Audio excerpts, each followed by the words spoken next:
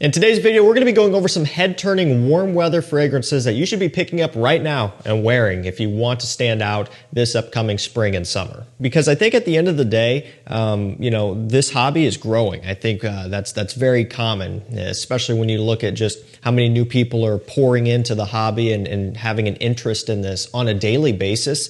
It's crazy and it's good to see. But with that also comes more competition, so to speak, and not in a bad way, but it's that you're going to be competing with other fragrances potentially around you. Other people are going to be utilizing these as well. We're in a time where beast mode fragrances is very much a kind of a common, popular, and sought after thing.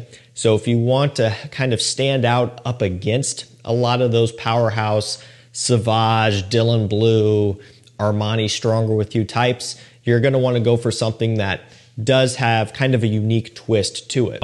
Having great performance is going to help that, but that's not the only thing I'm looking at here. Like I mentioned, I'm also looking at overall scent depth, character, and uniqueness to where it's not going to be turning heads solely based upon your scent is so obnoxious that they can't help but smell it. Also, you kind of want to factor in they smell it and they say, hey, this is something unique. I've never really smelled that type of thing before. What is that? That can capture a lot of attention as well. And so that's kind of what I wanted to focus on. I'll drop links to everything that I talk about today down below if you want to do some shopping for yourself. But we're going to start off with Acqua Profondo Eau de Toilette. Now, this one has become one of my favorites. I've loved Acqua Profondo EDP, just the original one, ever since it first came out in 2020. So 6 years ago, which just doesn't even make sense to me. It's crazy, but that's when it was released. Started off just as Profondo. Here, more so recently, they've rebranded it to Profondo EDP, where they specify on front of the bottle, and that's because they've released a Parfum, and they've now released an Eau de Toilette version. Ironically, we got this one last. They put out the Parfum and, of course, the EDP before just the standard Eau de Toilette, which I'm kind of okay with because I like the higher concentrated versions. However, this version here, man, it is absolutely breathtaking. This is going to be a little bit brighter. I just recently did a full video on this one, so if you want full in-depth details on the differences between the EDT, the EDP, and even the two EDP versions, because they kind of change the bottles a little bit. I talked about all that stuff in that video, but just to keep it brief because we have more things to cover here. Profondo Eau de Toilette, it's going to be brighter and fresher off the top. A little bit of a variance in the dry down as well, but most of what you're seeing, at least in terms of the differences, is how bright it opens up. And overall, it does carry a brighter, fresher attitude. So I guess it's not just the opening. Even as you work through the scent, it's airier, it's lighter, it's not that Profondo EDP is heavy or anything like that, because it's still, a mineral, kind of orange, aquatic, C note based scent. But this one just overall takes a lighter approach is the best way to put it. And so if you kind of like that bright mineral opening of Profondo EDP and you basically want that, but even more, Profondo Eau de Toilette is one that you're definitely going to like. I had a pretty good feeling I was going to like how this one smelled. When I saw it announced, I'm like, yep, I'm sure I'm going to like it because I like the regular version. But I didn't expect to like it this much. And, you're taking a little bit of a hit with performance because you are stepping down in concentration. So that's something that sucks. But I'm kind of going to shift and focus on, well, when I don't need, all day long, like really, really strong performance, then I'll go for this, which a lot of the times I don't necessarily need that. So this one for me, man, so good. I love that opening. It's amazing. And I think the uniqueness that this one packs, just such a different take on an aquatic scent, definitely makes it a head turner. This next one is a little bit newer, but it kind of goes against the grain a little bit. It is Hugo Boss Bottled Beyond. So this one's kind of woody, spicy, and ginger based. Might not sound like a warm weather scent based off of that description, but it is, at least to me. I would definitely wear this one in spring. In fact, I have been wearing this one here lately as we are starting to warm up, and I would potentially wear it in summer. Now, it's not going to be something that I'm going to be going for like outdoors, 85 degrees or anything like that. But if I'm inside, or if it's a cooler, cloudier summer day, or primarily the thing that I'm thinking of the most, a summer evening, I would definitely wear this one. So ginger based, which gives it a spicy kick off the opening right away. I believe there are some other spices to go along with it. I think the note breakdown's pretty vague on this one. I don't know if they specify, but you do pick up on it. And then this kind of like lemony type of smell. So it's like a lemon, ginger, woody, spicy scent. And it does have like a sour brightness off the opening. It's not your typical citrus scent because it's really not a citrus scent, and it's not your typical summer-based scent.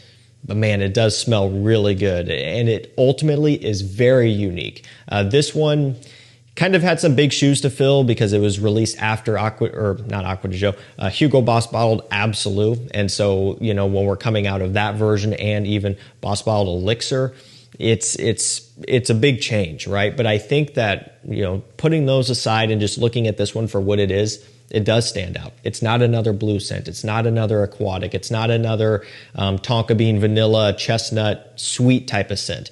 It really is different. And the more I've worn it, the more I've smelled it, the more it has grown on me. And I do like it, and I do respect it. Definitely check this one out if you want to stand out. Now, this next one is niche, but as always, it's affordable niche. In fact, it's actually cheaper than a lot of designer fragrances these days. It is Mancera Intense Cedrat Boise. So you're going to be looking at around $75 for this. On average, that is going to be a 120 ml bottle, full presentation, just like this. So for the money, you really cannot beat it. It's a no-brainer. And at this point, especially with the current pricing of designer scents, I mean, to me, there's no reason not to get a bottle of this at some point, especially if you're buying designers and spending $90, $100, $110, $120 or more on those, a lot of which could be elixir fragrances that come in at a bottle size of 50 or 60 ml, you know, for that price. So just everything points to this being an incredible deal. And it's not smoke and mirrors. It really is an amazing smelling scent. Essentially what it is it's woody, a little bit fruity, a little bit sweet, but not overly. You know, this is kind of one of those scents where it can't necessarily be described as just one type of scent profile or character. Like, I wouldn't call it fresh, but I wouldn't necessarily call it straight up sweet either. I definitely wouldn't call it soapy. It's not like an inherently clean smelling scent either. Essentially, they're utilizing a bunch of fruits and even a little bit of citrus, but you're getting some apple, you're getting a little bit of black currant, stuff like that. And then you're getting a little bit of this like sweet woodiness in here too. So you just have a mixture. And to me, that makes it ultimately very, very versatile. You can wear it in spring, fall, winter, and to me, summer evenings. Given the level of sweetness, I'm not going summer daytime on this one, at least not outside. If you're inside, that's a different story. But for me, it is amazing. It's one of my favorites. I started off with the regular version back when I was first starting out collecting. Personally, I think if you're going to spend the money, you should get the intense version. Okay, you're getting an straight concentration. You're not having to spend a whole lot more. I think you might be spending maybe $10 or $15 more than the EDP. And that's kind of on the high end. I think typically with the price these goes for, it's pretty close. So definitely recommend this version and recommend it in general. It's so good. And also the performance, I should touch on that too, because it's another key point here. Beast mode, very, very strong. You're looking at on an average point for most people, 10 hours of longevity. And that's probably on the low conservative end as well, but just taking into account everybody, just from what you can see online, that's typically where it goes. And so that's amazing, especially at this price point. Let's keep it moving with Versace Eros. This is energy, perfect for right now. And finally, we get a full year to wear this one. As you guys remember, they released this one at the end of last year. And so kind of not the best timing for us, at least in the United States anyway. And so, you know, now we finally get a full year of not only summer use, but, you know, we get to start off with here in spring as well, which is pretty nice.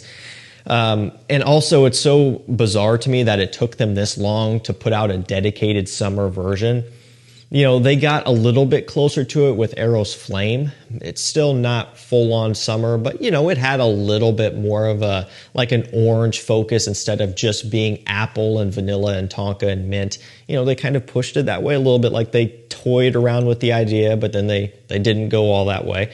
And then finally now we've got this one, and it's everything I was kind of expecting in an Eros flanker, although, you know, it's not necessarily Eros smelling all that much. When you smell this one, it's going to remind you of something probably. And that type of thing, to me at least, is like Mont Blanc Explorer, but with a crap ton of lemon and lime. And the reason why I say Mont Blanc Explorer instead of Creed Aventus or, you know, I guess Armaf Club de Nuit Intense Man or something, I'm being very specific with Explorer, is because it has that same type of light, kind of woody Mont Blanc Explorer presence. I've always found that of all of the Creed Aventus clones, Mont Blanc Explorer has always been kind of the most tame. It doesn't quite have the same level of depth and richness and complexity and just heaviness, so to speak, as Creed Aventus does. You know, a lot of the Armafs do that. Even the, you know, the Al Haramain clones, and just there's so many Creed Aventus clones. Most of them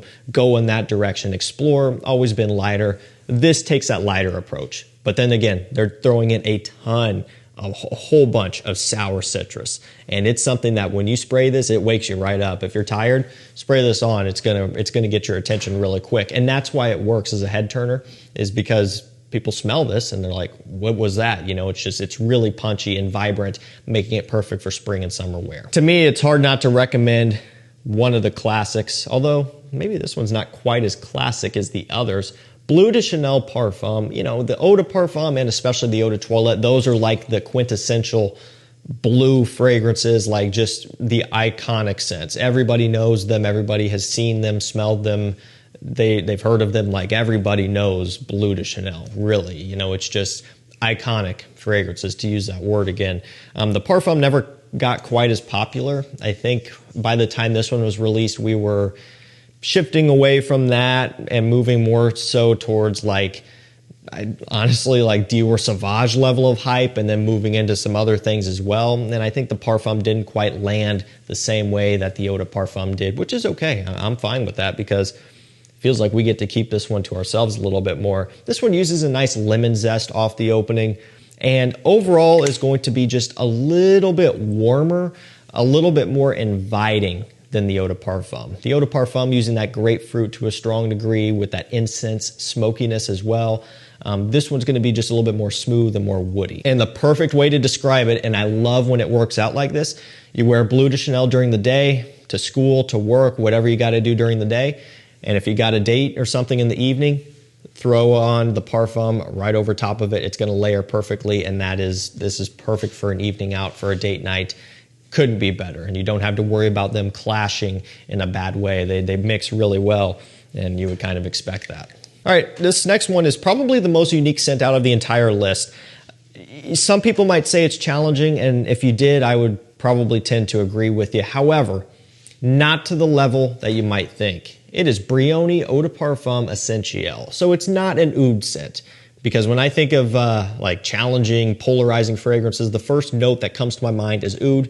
And I would say typically that's a pretty safe bet, right? Just especially if it's being used heavily. There are plenty that don't go that way, but a lot do. So this is not that. However, what makes it stand out is tomato leaf, okay? That's bizarre. Tomato leaf, a lot of patchouli. And so ultimately what this one is it's green. It has this leafy kind of sweet fruitiness to some extent.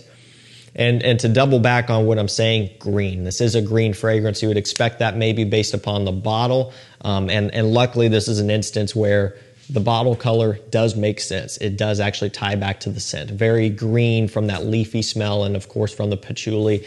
So, you know, tomato it's not used hardly ever. I think it was used in Valentino Uomo Acqua, which was tomato leaf, and that one. This one is just tomato. So I think I was saying tomato leaf. It's tomato, but it smells more like tomato leaf. It's like, it's not just straight up cutting into a tomato and that's it. It's like a leafy green type of smell to go along with it. A little bit sweet from that tomato, but it's green and kind of like, I don't know, kind of not necessarily herbal, but you get what I'm saying, right? It has a little bit of a freshness to it, I guess, instead of just being full-blown ripe tomato. And so that helps things out as well. But it's just, when you smell it, you'll see, right? It sounds off-putting at first maybe to some people, but it really does stand out. It's so unique. This is a lot different than the rest of the lineup as well. So the regular Eau de Parfum, the Intense, eclat. Doesn't really relate to those all that much at all. But again, this is for, those of you who want a head turner, for those of you who want to stand out, who want to get the reactions based around, like, what is it that you're wearing? That smells so good. I've never smelled that before. You're not going to get that from Dior Sauvage, at least not likely, unless maybe it's a really small town or something. But I don't know how often that's going to happen. That'll happen with this, though, because it really stands out. Last up for this video, we have just the regular Michael Kors Pour Homme. So we've got seawater, bergamot, geranium. It's at a really good price now. It's come down to 50 bucks or so on discounters. I believe you can get testers for maybe a little bit less, although I would kind of look into it first because I think they might not come with a cap. I'm not 100% sure, but I think so. That's something to keep in mind. If you need a cap, I would just probably play it safe and grab full presentation. Nice atomizers on these too. Not necessarily pressurized, but really nice distribution. It's fresh, it's citrusy, it's clean, it is soapy. It's not an overly unique scent. However, it doesn't smell like anything else in particular. Okay, so it's not a blue scent. So it's not Sauvage, Dylan Blue, Bleu de Chanel. It's not an aquatic scent in the way of an Acqua di Gio style or, like a Nautica type of style aquatic. It goes in kind of its own lane, but yet at the same time, it's still kind of participating in a category that is popular, if that makes sense. So it's a popular type of DNA. It's a fresh, clean, kind of watery, soapy based scent, but yet without intruding on anything else in particular. That's kind of how I look at this. And to me, that's kind of hard to do because look at how many fragrances are in this category. There's so many. It's crazy. So to put something out that just kind of does its own thing without, blatantly smelling like something else, to me is pretty cool. And that's what this one does at a great price as well. So definitely recommend it if you just want to play it safe, but yet still turn heads. Just the regular Michael Kors Pour Homme, that's a good option for you. Alrighty guys, that's gonna do it for me. Some fragrances that you can wear if you want to stand out and smell unique. I love these for all of the reasons I've talked about. And again, these are not your typical blues. They're not your typical sweet tonka bean scents. Nothing wrong with any of those. I love blue scents. I love sweet tonka bean scents. But these help make more of a statement, at least in my opinion. So we'll be down below. Thank you so much for watching. Stay safe, stay healthy. We'll see you tomorrow with another one. Take care.